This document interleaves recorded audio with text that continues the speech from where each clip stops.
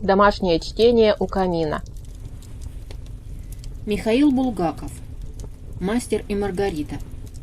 Глава 30. Пора, пора. Текст читает Анечка Невеличко. «Ты знаешь, — говорила Маргарита, — как раз когда ты заснул вчера ночью, я читала про тьму, которая пришла со Средиземного моря. И эти идолы. Ах, золотые идолы. Они почему-то мне все время не дают покоя. Мне кажется, что и сейчас будет дождь. Ты чувствуешь, как свежеет?» «Все это хорошо и мило, — отвечал мастер, куря и разбивая рукой дым. И эти идолы, бог с ними. Но что дальше получится, уж решительно непонятно».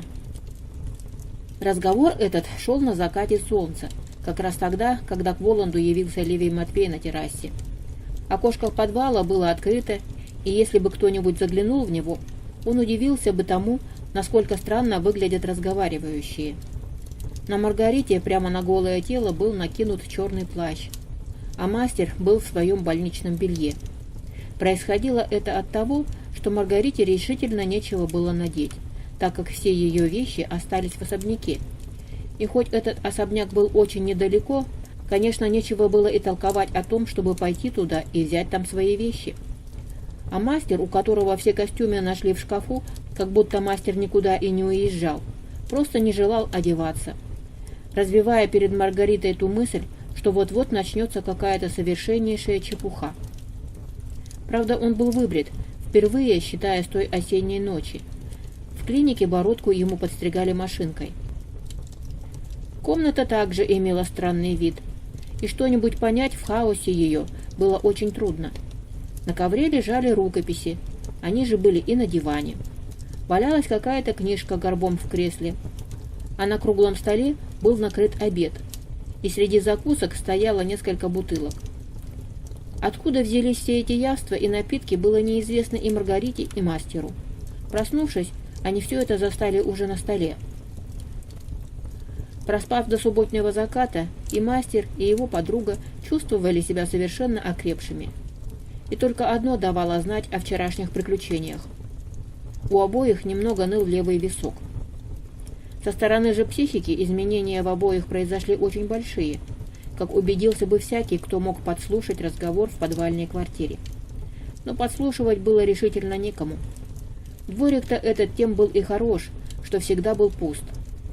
С каждым днем все сильнее зеленеющие липы и ветла за окном источали весенний запах, и начинающийся ветерок заносил его в подвал. «Фу ты, черт!» – неожиданно воскликнул мастер. «Ведь это подумать только!» Он затушил окурок в пепельнице и сжал голову руками. «Нет, послушай, ты же умный человек, и сумасшедшей не была. Ты серьезно уверена в том, что мы вчера были у сатаны?» «Совершенно серьезно», — ответила Маргарита. «Конечно, конечно», — иронически сказал мастер. «Теперь, стало быть, налицо вместо одного сумасшедшего двое, и муж, и жена». Он воздел руки к небу и закричал. «Нет, это черт знает, что такое. Черт! Черт! Черт!» Вместо ответа Маргарита обрушилась на диван, захохотала, заболтала босыми ногами и уж потом вскричала. «Ой, не могу! Ой, не могу! Да посмотри, на что ты похож!» Отхохотавшись, пока мастер стыдливо поддергивал больничные кальсоны, Маргарита стала серьезной. «Ты сейчас невольно сказал правду», — заговорила она. «Черт знает, что такое. И черт, поверь мне, все устроит». Глаза ее вдруг загорелись. Она вскочила, затанцевала на месте и стала вскрикивать. «Как я счастлива! Как я счастлива! Как я счастлива, что вступила с ним в сделку! О, дьявол, дьявол! Придется вам, мой милый, жить с ведьмой!» После этого она кинулась к мастеру, обхватила его шею и стала целовать его в губы, в нос, в щеки. Вихры неприглаженных черных волос прыгали на мастере, и щеки, и лоб его разгорались под поцелуями. «А ты действительно стала похожей на ведьму». «А я этого и не отрицаю», — ответила Маргарита. «Я ведьма и очень этим довольна». «Ну хорошо», — говорил мастер. «Ведьма так ведьма. Очень славно и роскошно. Меня, стало быть, похитили из лечебницы. Тоже очень мило. Вернули сюда. Допустим, и это. Предположим даже, что нас не хватится. Но скажи ты мне, ради всего святого, чем и как мы будем жить? Говоря это, я забочусь о тебе, поверь мне. В этот момент в оконце показались тупоносые ботинки и нижняя часть брюк в жилочку. Затем эти брюки согнулись в колени, и дневной свет заслонил чей-то увесистый зад. «Алоизий, ты дома?» — спросил голос где-то вверху над брюками за окном. «Вот, начинается», — сказал мастер. «Алоизий?» — спросила Маргарита, подходя ближе к окну. «Его арестовали вчера. А кто его спрашивает? Как ваша фамилия?» В то же мгновение колени и зад пропали, и слышно было, как стукнула калитка, после чего все пришло в норму. Маргарита повалилась на диван и захохотала так, что слезы покатились у нее из глаз. Но когда она утихла, лицо ее сильнейшим образом изменилось. Она заговорила серьезно и, говоря, сползла с дивана, подползла к коленям мастера и, глядя ему в глаза, стала гладить голову. «Как ты страдал, мой бедный! Об этом знаю только я одна. Смотри, у тебя седые нитки в голове и вечная складка у губ. Мой единственный, мой милый, не думай ни о чем. Тебе слишком много пришлось думать, и теперь буду думать я за тебя. И я ручаюсь тебе, что все будет ослепительно хорошо». «Я ничего и не боюсь, Марго», — вдруг ответил ей мастер, и поднял голову, и показался ей таким, каким был, когда сочинял то, чего никогда не видал, но о чем, наверное, знал, что оно было. «И не боюсь, потому что я уже все испытал. Меня слишком пугали и ничем более напугать не могут. Но мне жалко тебя, Марго. Вот в чем фокус. Вот почему я и твержу об одном и том же. Опомнись. Зачем тебе ломать свою жизнь с больным и нищим? Вернись к себе. Жалею тебя, потому это и говорю». «Ах ты, качая растрепанной головой, шептала Маргарита. «Ах ты маловерный, несчастный человек. Я из-за тебя всю ночь вчера тряслась нагая. Я потеряла свою природу и заменила ее новой.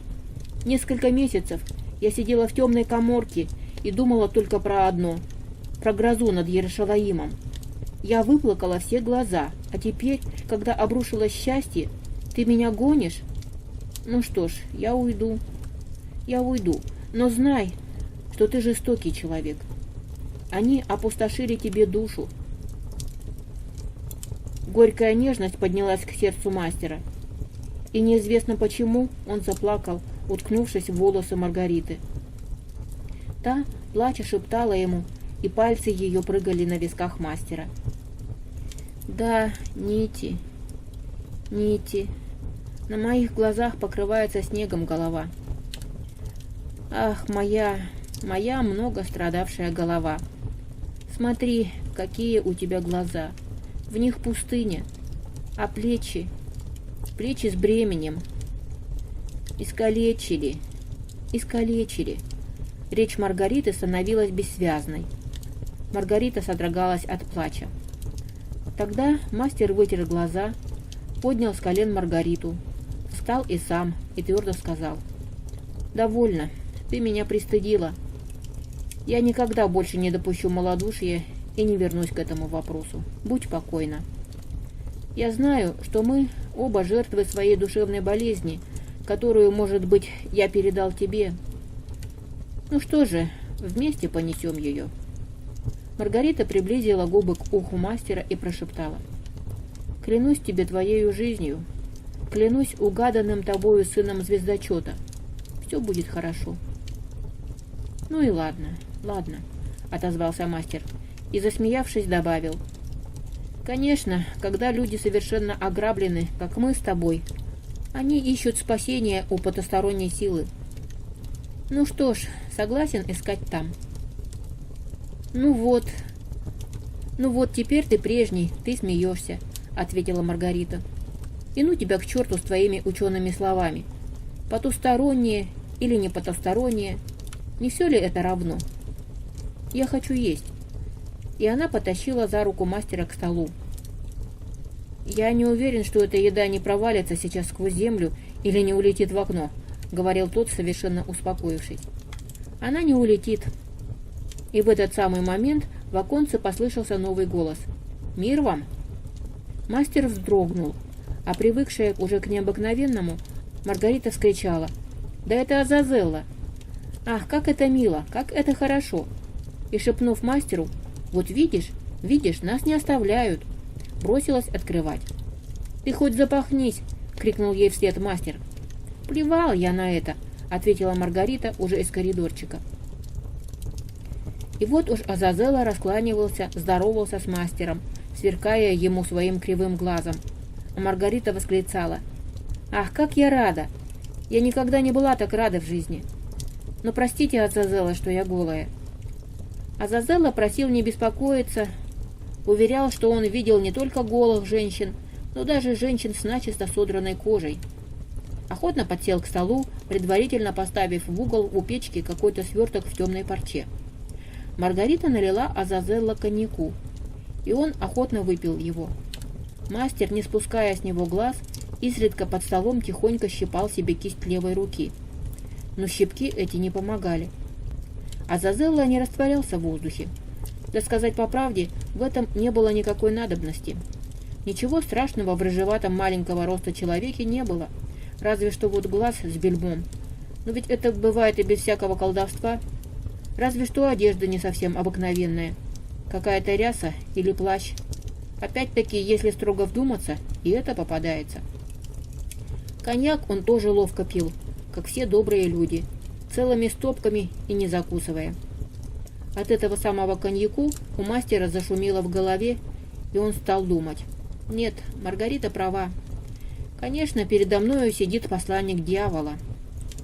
Ведь я же сам не далее, как ночью позавчера, доказывал Ивану о том, что тот встретил на патриарших именно сатану, а теперь почему-то испугался этой мысли и начал что-то болтать о гипнотизерах и галлюцинациях.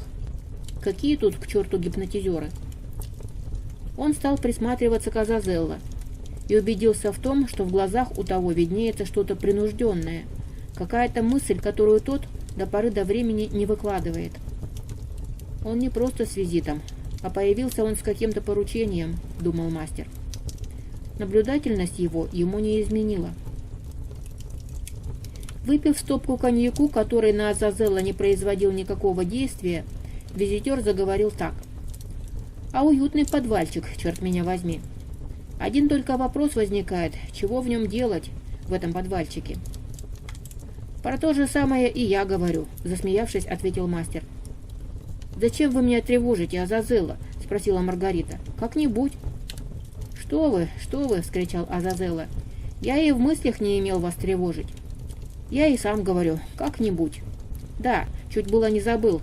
Мессир передавал вам привет, а также велел сказать, что приглашает вас сделать с ним небольшую прогулку, если, конечно, вы пожелаете. Так что ж вы на это скажете?» Маргарита под столом толкнула ногою мастера. «С большим удовольствием», — ответил мастер, изучая Азазелло, а тот продолжал. «Мы надеемся, что и Маргарита Николаевна не откажется от этого». «Я-то уж, наверное, не откажусь», — сказала Маргарита, и опять ее нога проехалась по ноге мастера.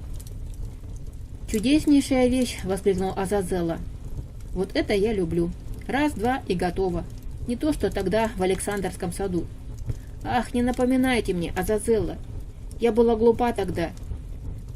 Да, впрочем, меня и нельзя строго винить за это.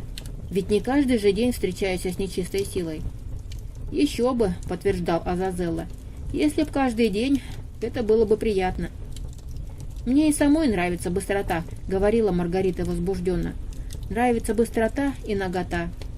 Как из Маузера. Раз». «Ах, как он стреляет!» — скричала Маргарита, обращаясь к мастеру.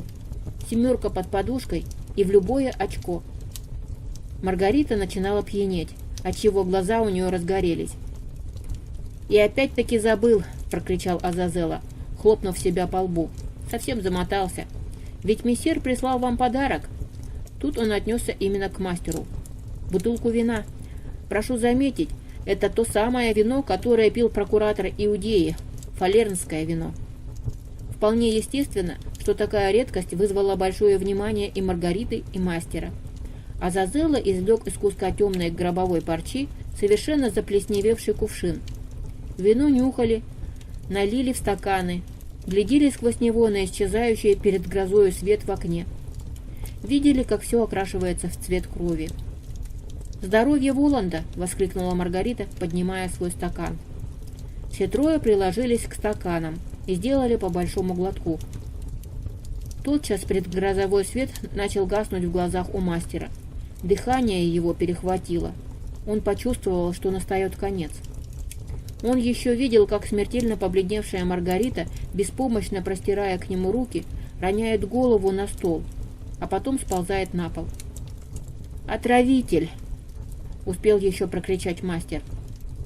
Он хотел схватить нож со стола, чтобы ударить Азазелло им, но рука его беспомощно соскользнула со скатерти. Все окружающее мастера в подвале окрасилось в черный цвет, а потом и вовсе пропало. Он упал навзничь, падая, рассек себе кожу на виске об угол доски бюро. Когда отравленные затихли, Азазелло начал действовать. Первым долгом он бросился в окно и через несколько мгновений был в особняке, в котором жила Маргарита Николаевна. Всегда точный и аккуратный Азазелло хотел проверить, все ли исполнено как нужно. И все оказалось в полном порядке. Азазелло видел, как мрачная, дожидающаяся возвращения мужа женщина вышла из своей спальни, внезапно побледнела, схватилась за сердце и, крикнув беспомощно «Наташа! Кто-нибудь! Ко мне!» упала на пол в гостиной, не дойдя до кабинета. «Все в порядке», — сказал Азазелло. Через мгновение он был возле поверженных любовников. Маргарита лежала, уткнувшись лицом в коврик. Своими железными руками Азазелло повернул ее, как куклу, лицом к себе и вгляделся в нее. На его глазах лицо отравленное менялось.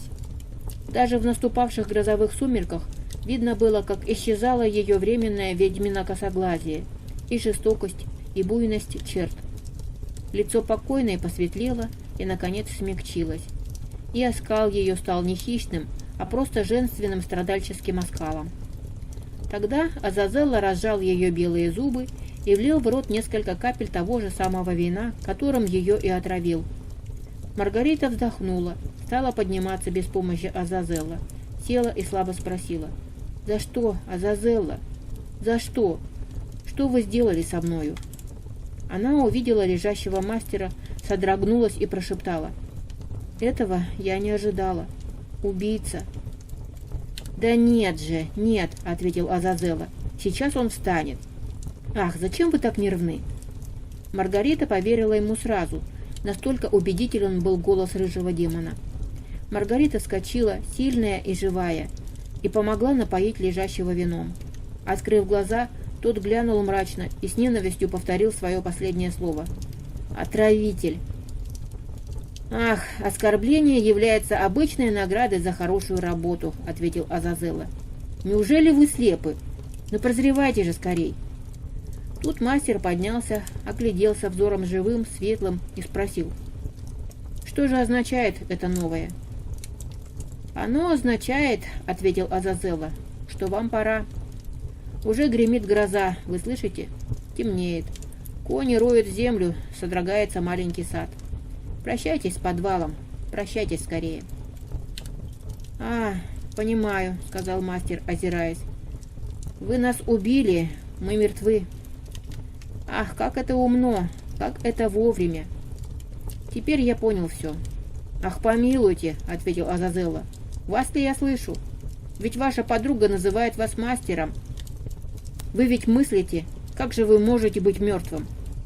Разве для того, чтобы считать себя живым, нужно непременно сидеть в подвале, имея на себе рубашку и больничные кальсоны? Это смешно». «Я понял все, что вы говорили, — вскричал мастер. — Не продолжайте. Вы 1000 раз правы». «Великий Воланд, — стала вторить ему Маргарита, — великий Воланд. Он выдумал гораздо лучше, чем я». «Но только Роман, — кричала она мастеру, — Роман, возьми с собою, куда бы ты ни летел. «Не надо», — ответил мастер. «Я помню его наизусть». «Но ты ни слова из него не забудешь?» — спрашивала Маргарита, прижимаясь к любовнику и вытирая кровь на его рассеченном виске. «Не беспокойся, я теперь ничего и никогда не забуду», — ответил тот. «Тогда огонь!» — вскричал Азазелло. «Огонь, с которого все началось и которым мы все заканчиваем!» «Огонь!» — страшно прокричала Маргарита. Оконце в подвале хлопнуло, ветром сбило штору на сторону. В небе прогремело весело и коротко. Азазелло сунул руку с когтями в печку, вытащил дымящуюся головню и поджег скатерть на столе. Потом поджег пачку старых газет на диване, а за нею рукопись и занавеску на окне. Мастер, уже опьяненный будущей скачкой, выбросил с полки какую-то книгу на стол, спушил ее листы в горящей скатерти, и книга вспыхнула веселым огнем. «Гори, гори, прежняя жизнь! Гори, страдание!» — кричала Маргарита. Комната уже колыхалась в багровых столбах, и вместе с дымом выбежали через двери трое. Поднялись по каменной лестнице вверх и оказались во дворике. Первое, что они увидели там, это сидящую на земле кухарку застройщика. Возле нее валялся рассыпавшийся картофель и несколько пучков луку. Состояние кухарки было понятно. Трое черных коней храпели у сарая, вздрагивали, взрывали фонтанами землю. Маргарита скочила первая. За нею Азазелло, последним мастер. Кухарка, простонав, хотела поднять руку для крестного знамения, но Азазелло грозно закричал с седла: «Отрежу руку!» Он свистнул, и кони, ломая ветви лип, взвелись и вонзились в низкую черную тучу. Тотчас из окошечка подвала повалил дым. Снизу донесся слабый жалкий крик кухарки: «Горим!» Кони уже неслись над крышами Москвы. «Я хочу попрощаться с городом!» — прокричал мастер Азазелло, который скакал впереди. Гром съел окончание фразы мастера. Азазелло кивнул головою и пустил своего коня галопом. Навстречу летящим стремительно летела туча, но еще не брызгала дождем. Они летели над бульваром, видели, как фигурки людей разбегаются, прячась от дождя. Падали первые капли. Они пролетели над дымом, всем, что осталось от Грибоедова. Они пролетели над городом, который уже заливала темнота. Над ними вспыхивали молнии. Потом крыши сменились зеленью. Тогда только хлынул дождь и превратил летящих в 3 огромных пузыря в воде. Маргарите уже было знакомо ощущение полета, а мастеру нет, и он подивился тому, как быстро они оказались у цели, у того, с кем он хотел попрощаться. Он узнал сразу в пелене дождя здание клиники Стравинского, реку и очень хорошо изученный им бор на другом берегу. Они снизились в роще на поляне, недалеко от клиники. «Я подожду вас здесь!» — прокричал Азазелло, сложив руки щитком, то освещаясь молниями, то пропадая в серой пелене. «Прощайтесь, но скорее!» Мастер и Маргарита соскочили с седел и полетели, мелькая, как водяные тени, через клинический сад. Через мгновение мастер привычной рукой отодвигал балконную решетку в комнате номер 117. Маргарита следовала за ним. Они вошли к Иванушке, невидимые и незамеченные во время грохота и воя грозы. Мастер остановился возле кровати. Иванушка лежал неподвижно, как и тогда, когда в первый раз наблюдал грозу в доме своего отдохновения. Но он не плакал, как в тот раз. Когда он смотрелся как следует в темный силуэт, ворвавшийся к нему с балкона, он приподнялся, протянул руки и сказал радостно: «А, это вы! А я все жду вас. Вот и вы, мой сосед». На это мастер ответил: «Я здесь, но вашим соседом я, к сожалению, больше быть не могу. Я улетаю навсегда и пришел к вам лишь с тем, чтобы попрощаться». «Я это знал, я догадался», — тихо ответил Иван и спросил: «Вы встретили его?» «Да», — сказал мастер. «Я пришел попрощаться с вами, потому что вы были единственным человеком, с которым я говорил в последнее время». Иванушка посветлел и сказал: «Это хорошо, что вы сюда залетели». Я ведь слово свое сдержу, стишков больше писать не буду. Меня другое теперь интересует». Иванушка улыбнулся и безумными глазами поглядел куда-то мимо мастера. «Я другое хочу написать. Я тут пока лежал, знаете ли, очень многое понял». Мастер взволновался от этих слов и заговорил, присаживаясь на край Иванушкиной постели. «А вот это хорошо, это хорошо. Вы о нем продолжение напишите». Иванушкины глаза вспыхнули. «А вы сами не будете, разве?» Тут он поник головой и задумчиво добавил: «Ах да, что же это я спрашиваю?» Иванушка покосился в пол, посмотрел испуганно. «Да», — сказал мастер, и голос его показался Иванушке незнакомым и глухим. «Я уже больше не буду писать о нем. Я буду занят другим». Шум грозы прорезал дальний свист. «Вы слышите?» — спросил мастер. «Шумит гроза». «Нет, это меня зовут». «Мне пора», — пояснил мастер и поднялся с постели. «Постойте, еще одно слово», — попросил Иван. «А вы ее нашли? Она вам осталась верна?» «Вот она», — ответил мастер и указал на стену. От белой стены отделилась темная Маргарита и подошла к постели. Она смотрела на лежащего юношу, и в глазах ее читалась скорбь. «Бедный, бедный», — беззвучно зашептала Маргарита и наклонилась к постели. «Какая красивая!» Без зависти, но с грустью и с каким-то тихим умилением проговорил Иван. «Вишь ты, как у вас все хорошо вышло. А вот у меня не так». Тут он подумал и задумчиво прибавил: «А впрочем, может быть и так». «Так», — прошептала Маргарита и совсем склонилась к лежащему. «Вот я вас поцелую в лоб, и все у вас будет так, как надо. В этом вы уж мне поверьте. Я уже все видела, все знаю». Лежащий юноша схватил ее шею руками, и она поцеловала его. «Прощай, ученик», — чуть слышно сказал мастер и стал таять в воздухе. Он исчез. С ним вместе исчезла и Маргарита. Балконная решетка закрылась. Иванушка впал в беспокойство. Он сел на постели, оглянулся тревожно, даже простонал, заговорил сам с собою, поднялся. Гроза бушевала все сильнее и, видимо, растревожила его душу.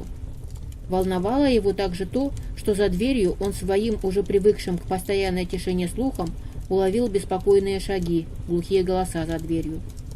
Он позвал, нервничая уже и вздрагивая: «Прасковья Федоровна!» Прасковья Федоровна уже входила в комнату, вопросительно и тревожно глядя на Иванушку. «Что? Что такое?» – спрашивала она. «Гроза волнует?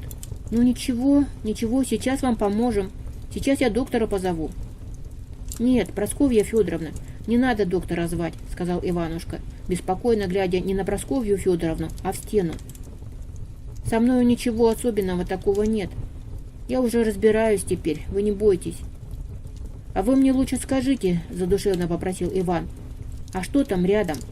В 118-й комнате сейчас случилось». «В 18-й?» – переспросила Прасковья Федоровна, и глаза ее забегали. «А ничего там не случилось?» Но голос ее был фальшив. Иванушка тотчас это заметил и сказал: Прасковья Федоровна, вы такой человек правдивый. Вы думаете, я бушевать стану? Нет, Прасковья Федоровна, этого не будет. А вы лучше прямо скажите. Я ведь через стену все чувствую». «Скончался сосед ваш сейчас», – прошептала Прасковья Федоровна, не будучи в силах преодолеть свою правдивость и доброту, и испуганно поглядела на Иванушку, вся одевшись светом молнии. Но с Иванушкой ничего не произошло страшного.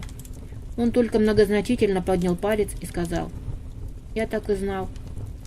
Я уверяю вас, Прасковья Федоровна, что сейчас в городе еще скончался один человек. Я даже знаю, кто». Тут Иванушка таинственно улыбнулся. «Это женщина».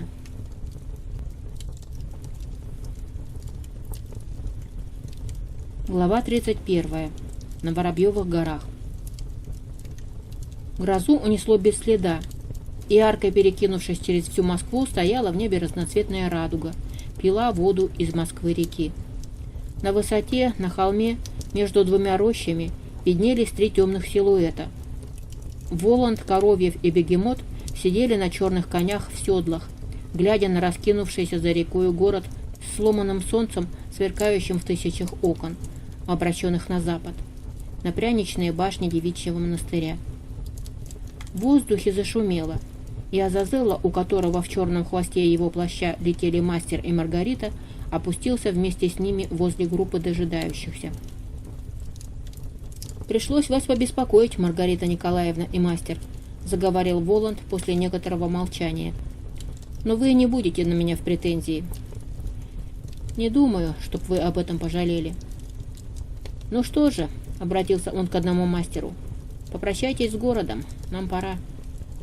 Воланд указал рукой в черной перчатке с раструбом туда, где бесчисленные солнца плавили стекло за рекою, где над этими солнцами стоял туман, дым, пар раскаленного за день города. Мастер выбросился из седла, покинул сидящих и побежал к обрыву холма.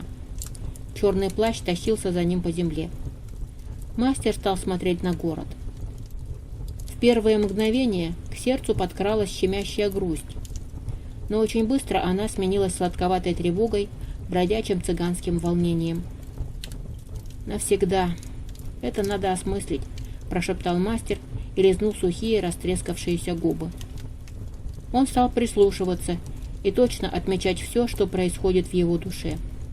Его волнение перешло, как ему показалось, в чувство глубокой и кровной обиды. Но та была нестойкой. Пропала и почему-то сменилась горделивым равнодушием, а оно – предчувствием постоянного покоя. Группа всадников дожидалась мастера молча.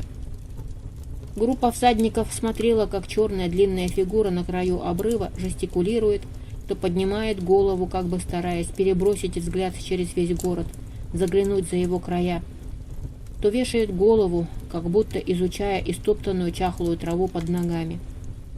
Прервал молчание соскучившийся Бегемот. «Разрешите мне, мэтр, — заговорил он, — свистнуть перед скачкой на прощание».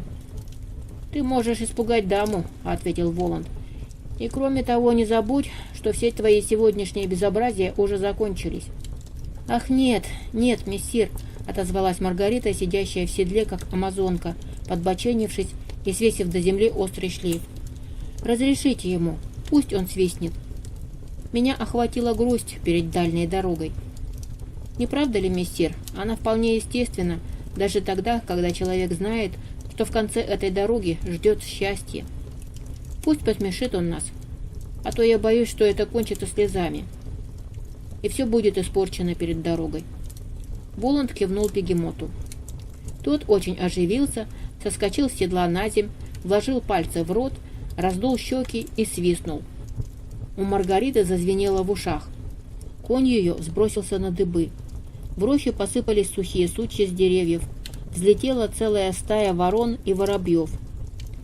Столб пыли понесло к реке, и видно было, как в речном трамвае, проходившем мимо пристани, снесло у пассажиров несколько кепок в воду. Мастер вздрогнул от свиста, но не обернулся, а стал жестикулировать еще беспокойнее, поднимая руку к небу, как бы грозя городу. Бегемот горделиво огляделся. «Свистнуто, не спорю», — снисходительно заметил Коровьев. «Действительно свистнуто, но если говорить беспристрастно, свистнуто очень средне». «Я ведь не регент», — с достоинством и надувшись, ответил Бегемот и неожиданно подмигнул Маргарите. «А дай-кась я попробую по старой памяти», — сказал Коровьев. Потер руки, подул на пальцы. «Ну ты смотри, смотри», — послышался суровый голос Воланда с коня. «Без члена вредительских штук». «Мессир, поверьте», — отозвался Коровьев и приложил руку к сердцу. «Пошутить, исключительно пошутить». Тут он вдруг вытянулся вверх, как будто был резиновый, и из пальцев правой руки устроил какую-то хитрую фигуру. Забился, как винт, и затем, внезапно раскрутившись, свистнул. Этого свиста Маргарита не услыхала. но она его увидела в то время, как ее вместе с горячим конем бросила саженей на 10 в сторону. Рядом с нею с корнем вырвало дубовое дерево, и земля покрылась трещинами до самой реки. Огромный пласт берега вместе с пристанью и рестораном высадила в реку. Вода в ней вскипела, взметнулась, и на противоположный берег, зеленый и низменный, выплеснула целый речной трамвай с совершенно невредимыми пассажирами. К ногам храпящего коня Маргариты швырнула убитую свистом фагота галку. Мастер распугнул этот свист. Он ухватился за голову и побежал обратно к группе дожидавшихся его спутников. «Ну что же», — обратился к нему Воланд с высоты своего коня, — «все счета оплачены? Прощание совершилось?» «Да, совершилось», — ответил мастер, и, успокоившись, поглядел в лицо Воланду прямо и смело. И тогда над горами прокатился, как трубный голос, страшный голос Воланда. «Пора!» И резкий свист и хохот бегемота. Кони рванулись, и всадники поднялись вверх и поскакали. Маргарита чувствовала, как ее бешеный конь грызет и тянет мундштук. Плащ Воланда вздуло над головами всей кавалькады. Этим плащом начало закрывать вечереющий небосвод. Когда на мгновение черный покров отнесло в сторону, Маргарита на скаку обернулась и увидела, что сзади нет не только разноцветных башен с разворачивающимся над ними аэропланом, но нет уже давно и самого города, который ушел в землю и оставил по себе только туман.